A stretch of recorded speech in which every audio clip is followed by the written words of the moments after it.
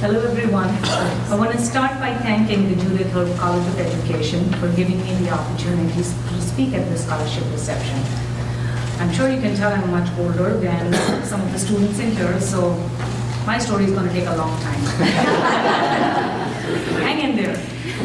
Before I do start, I want to reiterate what Tara said about getting scholarships. I'm here a recipient of 2 scholarships. So the message is very important. Please make sure you apply for every scholarship that you can. You never know what will come out of it. Today I'd like to actually share my story and tell you how I ended up in the field of education. I'm a non-traditional student who is currently in school, ideally at an age when I should be thinking about retirement. Now I'm not sharing my age, but I'll tell you I have 2 sons who are engineers. The older one has been working for 6 years, and I didn't have him till I was 22. You do the math. Women don't tell their age. What makes my story a little different from many others is that I've been in school forever. When I say forever, I mean 17 years after I graduated high school. This could mean 2 things.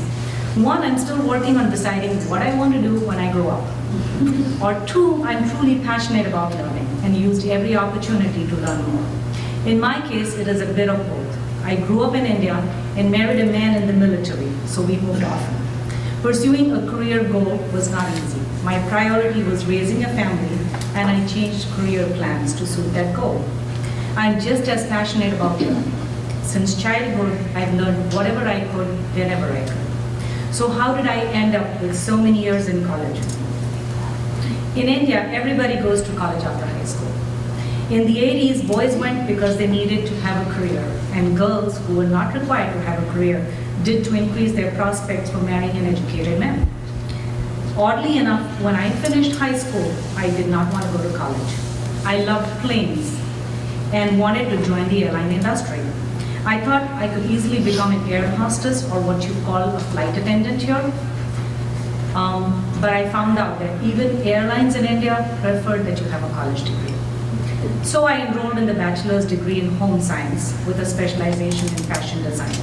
I also realized, why be a flight attendant when you can fly a plane? So I started lessons towards a private pilot's license. The next 4 or 5 years, I put my fashion degree to use and worked in the garment industry designing clothes with a little hobby flying here and there. I also worked on a 5-year program in vocal music, just another one of my passions. After I got married, I could not keep up with the garment industry job because my husband and I moved so often. I had to find a new career, so I started teaching in a private school.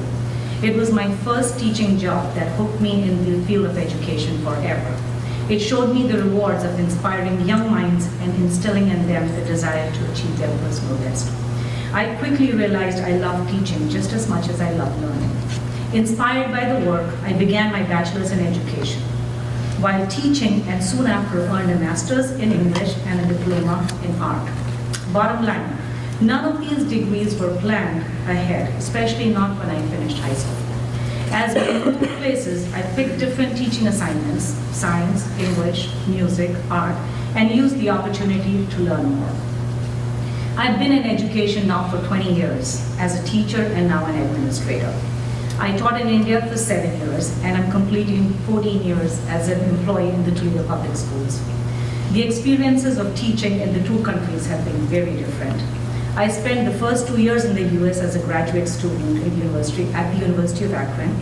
When I was looking for a job, many people advised me to stay away from urban schools since I had no experience of teaching here. In fact, one of the questions during my interview was, how will you deal with students that do not want to learn and will call you mean? I took the challenge, and I'm so glad I did. Although I have to admit, I was a little scared. The first year as a teacher was hard and involved learning new ways of not only teaching, but also working in a new country.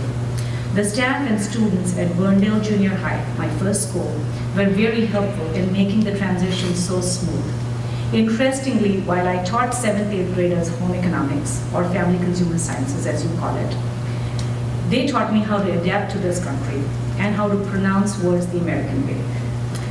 My experiences helped me realize numerous things. First, students across the globe are similar in many ways. It is important to establish a relationship with them before trying to teach them. My goal as a teacher remained the same, whether in India or in the US. I worked at inspiring my students to be hard workers and instilling in them the love for learning. I wanted them to focus on learning and not the grade. I believe if you enjoy what you learn and are immersed in it, the grades will follow anyway. Second, no learning is ever wasted. One should keep learning because you never know where and when you will use that. When I completed my degrees in education and English many years back, I did not know how important they would be in helping me live in the US. It is due to these 2 degrees that I was able to get a licensure in English and Family Consumer Sciences and retain my position in the school district. Lastly, one should never stop learning. I'm not suggesting going back to school like I did. I mean, attend in services, workshops, or even read on your own. Thanks to internet, we have access to an abundance of information so we can teach ourselves anything we want today. I'm a lifelong learner by choice, but in this day and age, I don't think it's an option anymore. Regardless of the field, advancements in technology and communication are changing the way we live and work. If it is our job in education to prepare students for the real world, we must learn with our students, accepting the fact that they will learn faster than us. I would like to end by sharing my career goals.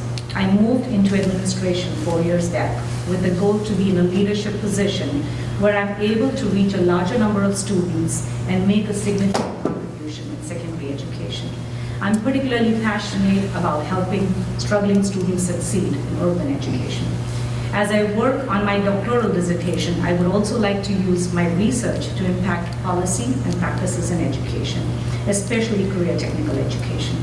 I'm extremely thankful to the Judith Erb College of Education for providing me the education needed to reach my goal, and my scholarship donors for providing the needed financial support.